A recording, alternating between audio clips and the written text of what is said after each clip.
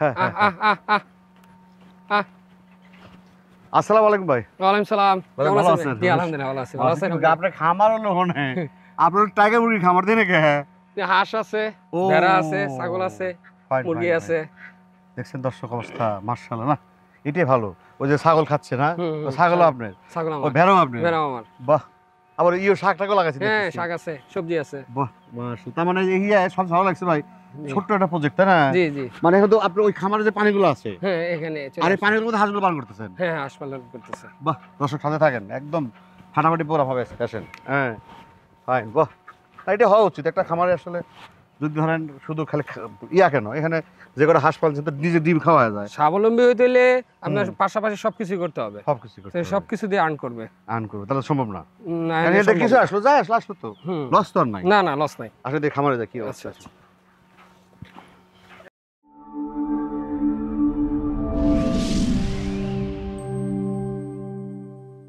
এগুলো আপনার খামার না? জি। মাশাআল্লাহ, খামার বিশাল। হ্যাঁ, অনেক বড়। হ্যাঁ? জি ইনশাআল্লাহ। কত পিস আছে ভাই টাইগার? এখানে আছে আপনার 3000-এর উপরে। মাশাআল্লাহ, কতটুকু জায়গা আছে ভাই 3000-এর? এখানে প্রায় 35 স্কয়ার ফিটের মতো জায়গা আছে। 25 স্কয়ার ফিট। জি। মাশাআল্লাহ, বাহ, মেলা টাকা প্রজেক্ট ভাই। হ্যাঁ, আসলে ছোট প্রজেক্ট আসলে শুরু এরকম করছি বড় তো ছোট থেকেই। না, কিন্তু বড় বড় হলে লভ্যাংশ হ্যাঁ, বেশি আছে। লভ্যাংশটা বেশি আছে। পরিশ্রমে কি একটা লেবারের কাজ একই, হচ্ছে। হ্যাঁ। হ্যাঁ, এক লেবারে হচ্ছে আপনি সহযোগিতা করতে পারতেছে আমি, হ্যাঁ, পাশাপাশি লেবারে। তার মানে এটা হলো আপনাদের মাংসের খামার। জি। আর প্যারেন্টসের খামার প্যারেন্টস খাবার আছে পাশে রয়েছে। মানে যেখান থেকে ডিম উৎপাদন করে। হ্যাঁ, ডিম এটা উৎপাদন শুধু করে। মাংসের জন্য এটা করছেন? শুধু মাংসের জন্য। দর্শক দেখুক বা আপনারা জি। তাতে ওই মাংস করছেন, এখানে কিন্তু ডিমও কি করে ডিমও না, করছেন? আমার তো নিজের প্যারেন্টস আছে। আচ্ছা তাহলে বাচ্চাটা তো আমার কিনতে হচ্ছে না। আচ্ছা। বাচ্চাটা আমি আমার প্যারেন্টসে দিয়ে দিচ্ছি। হ্যাঁ। সেখানে আমি মাংস করে বিক্রি করে দিচ্ছি। এনে আমার বাচ্চার যে প্রফিটটা ওটাও আইসা পড়তেছে এখান থেকে, মাধ্যম থেকে। তো বাচ্চাটা আমার সেলের ধারাবাহিকতাও ঠিক থাকে, কিন্তু কাজও করতে পারতেছি। আমার মাংসের জন্য এটা সেল করতেছে, একটা টাকা আর্ন করতেছে। দর্শক বড় মাসের মতো কিন্তু সাথে থাকেন, স্কিপ করেন না, ভিডিওটা আরো ভালো হবে। ফুললি তথ্য দেওয়ার চেষ্টা করবো। আসলে একটু পাশে যাই।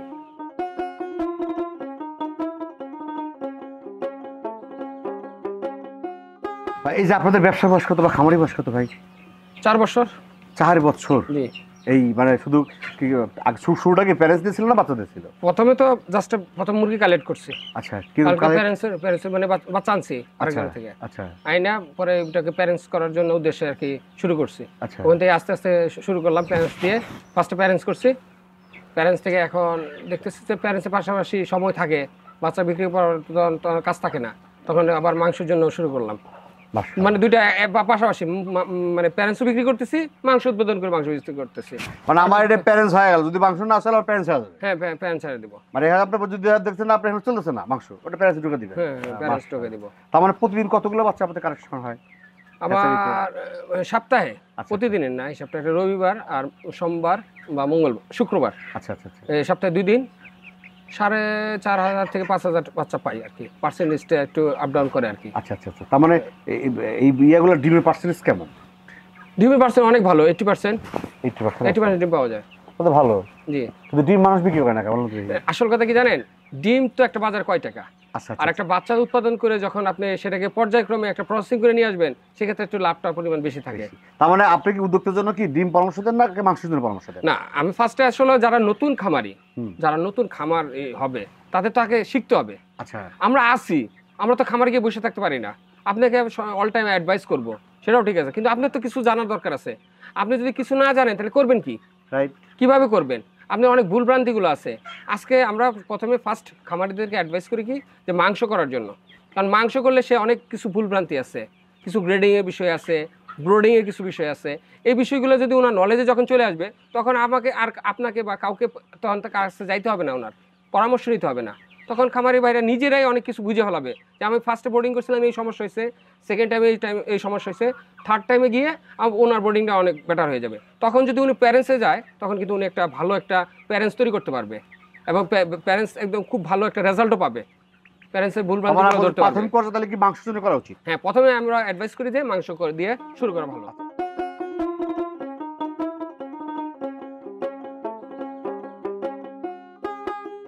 একটা জিনিস খেয়াল করছি ভাই, জি। আপনার খামার মধ্যে কিন্তু কোনো রকম দুর্গন্ধ নাই? না না, দুর্গন্ধ নাই। এটা কেন একটু বলুন তো দেখি। এটা আসলে লিটার ব্যবস্থাটা সবসময় উন্নত রাখতে হয়। আচ্ছা আমি আচ্ছা তো আমার যে কাস্টমার থাকে তাদেরকে সবসময় বলি ব্রোডিং আচ্ছা এবং লিটার ব্যবস্থা দুটাকে খুবই উন্নত করার জন্য। আচ্ছা আচ্ছা এবং এটা যত ভালো ম্যানেজমেন্ট করবেন তত ভালো রেজাল্ট পাবেন। এটা মাংস করেন আর প্যারেন্টস করেন, সবচেয়ে ইম্পর্টেন্ট হচ্ছে ব্রোডিং ব্যবস্থা। ব্রোডিং ব্যবস্থা যার যত ভালো হবে সে তত ভালো প্যারেন্টস বলেন আর মাংসের জন্য বলেন, সেটা আপনি মানে একটা ভালো একটা বডিতে বডি ফিটনেস বেটার এটা আনতে পারবেন। মোট কথা ব্রোডিং যত ভালো হবে, এর মেডিসিনগুলো যত ভালো মতো প্রয়োগ করতে পারেন এবং এটার ব্যবস্থা সঠিক রাখলেই আপনার প্যারেন্টসও ভালো হবে, মাংসের জন্য ভালো হবে। ভ্যাকসিনেশনগুলো বলতে কি বোঝায়? ভ্যাকসিন জন্য আসলে মাংসের জন্য একরকম সিস্টেম আর প্যারেন্টসের জন্য আরেক রকম সিস্টেম।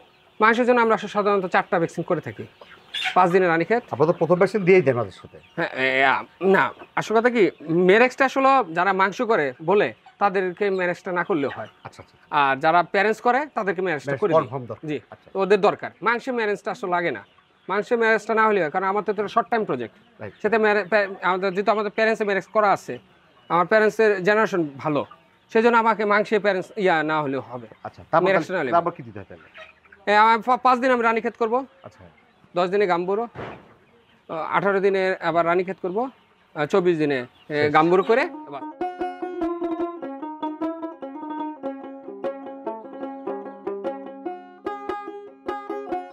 কতদিনে কতটুকু হয়? এটা আপনার 35 থেকে 37 দিনে ইনশাল্লাহ কেজি আসিয়া পড়বে। আচ্ছা, আর এটা আসলে 2 মাসে যদি মাংসের জন্য করেন 2 মাসের জন্য বিক্রি উপযুক্ত হয়ে যায়। 1 কেজি 60 দিন। হ্যাঁ, 2 মাস পর 60 দিন। 60 দিন কতটুকু হয়? 1 কেজি 700 থেকে 800 গড় ওজন থাকে 60 দিনে। 60 দিন। আর যদি 1.5 কেজি করতে চাই? 1.5 কেজি করলে একটু নামে আসবে, 50 দিনের মধ্যে চলে আচ্ছা, আসবে। আর যদি আমি 1 কেজি করে করতে চাই? 1 কেজি করলে আপনার 35 থেকে 37 দিন। আচ্ছা, রোস্টের জন্য? রোস্টের জন্য করলে এটা আরো কিছু টাইম কমে আসবে। আচ্ছা, এখন কিন্তু এখানে ভাগ কিন্তু কয়েকটা দেখেন। একটা হলো রোস্টের ভাগ। আমি আপনার অভিজ্ঞতায় বলতেছি, কিন্তু এই প্রসঙ্গ সবাই পারে না। না, আপনার অভিজ্ঞতার কারণে কিন্তু বলতেছি। এক আছে রোস্টের সাইজ, রোস্টের এক আছে 1 কেজি সাইজ, 1 কেজি সাইজ, এক আছে 1.5 কেজি 1.5 সাইজ, কেজি সাইজ। আপনার মধ্যে 2 কেজি সাইজ বা জি। 15 কেজি সাইজ। এ, কোনটা আসলে কেমন লাভ বা কি অবস্থা বলুন দেখি। শুনেন, তাই মুখগুলো কি তবে শুনবে? হ্যাঁ, আপনার 1 কেজি 800-700 করলে গড় ওজনটা পরিমাণটা বেশি থাকে। আচ্ছা, খাবার খরচ খাওয়ায় তখন যদি বেচেন আপনি একটা লাভের পরিমাণটা একটা ভালো স্কেলে চলে আসে। 1 কেজি। হ্যাঁ, না না না, হ্যাঁ। এটা হলো 1 কেজি 800 থেকে। 1 কেজি, আচ্ছা আচ্ছা আচ্ছা আচ্ছা। আর 1 কেজি 800 হলে একটু কম ওজন লাভ হবে।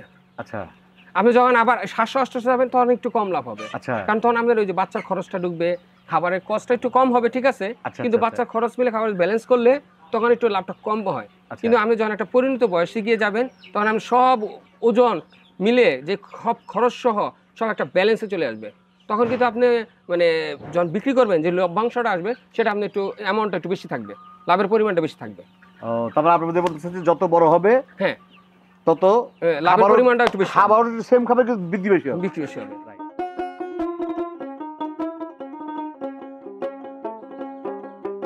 আপনারা এখান থেকে বাচ্চা কিভাবে পাঠান, মানে কিভাবে পৌঁছানো, কি সিস্টেম?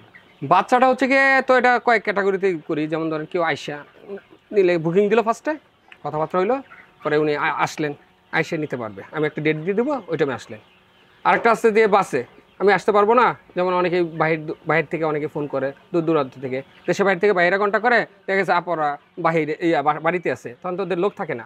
সেক্ষেত্রে আমরা কি করি, ওই যে বাস কন্ট্রাক্ট করি, ওনাদের হয়তো দেখা গেছে ভাই বেড়াতে থাকে, উনি নামাই নেয়, ফোন নাম্বার দিয়ে দিই গাড়ির, উন থেকে নামাই নিতে পারে।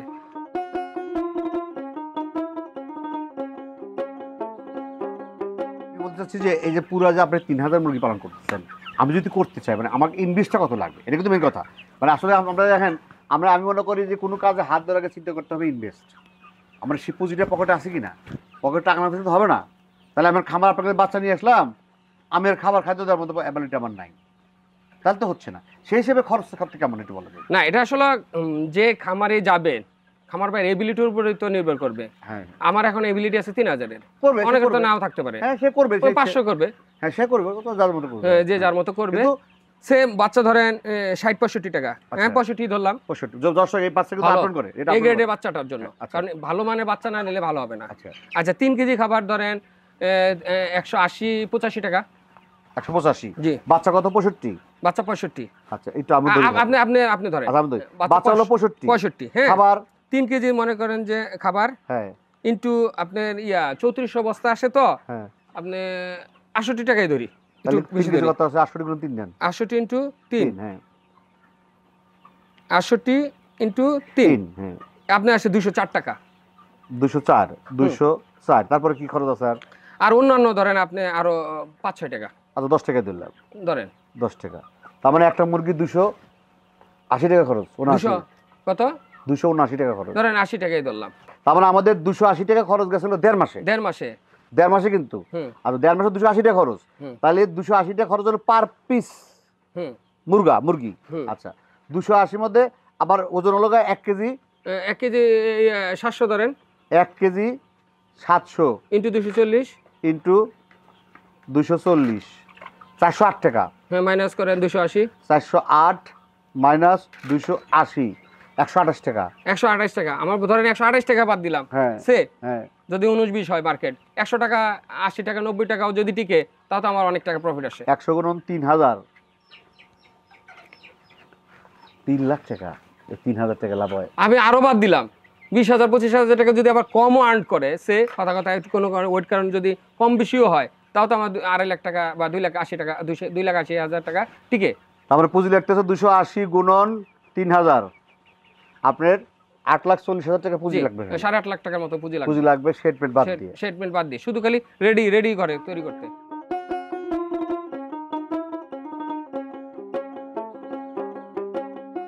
আসলে মুরগি বড় হওয়ার কোনো খাবার খাদ্য আছে না হ্যাঁ খাবারের একটা শিডিউল আছে না। আপনি ফার্স্টে আমি ব্রয়লার স্টার্টার দিয়ে খাবার শুরু করব ব্রোডিং অবস্থায় 15 দিন কয় দিন না সেটা হচ্ছে কি আপনার 12 দিন থেকে 18 দিন আচ্ছা এর মধ্যে খাওয়াবো। এরপরে থেকে যদি মাংসের জন্য করি মাংসের জন্য করলে সেটা এরপরে থেকে ব্রয়লার গ্রোয়ার খাবার আছে সেটা দিয়ে দেবো কন্টিনিউ একদম বিক্রি আগ পর্যন্ত শেষ আর কোনো কিছুই নেই এখানে খাদ্য আর কিছু নেই।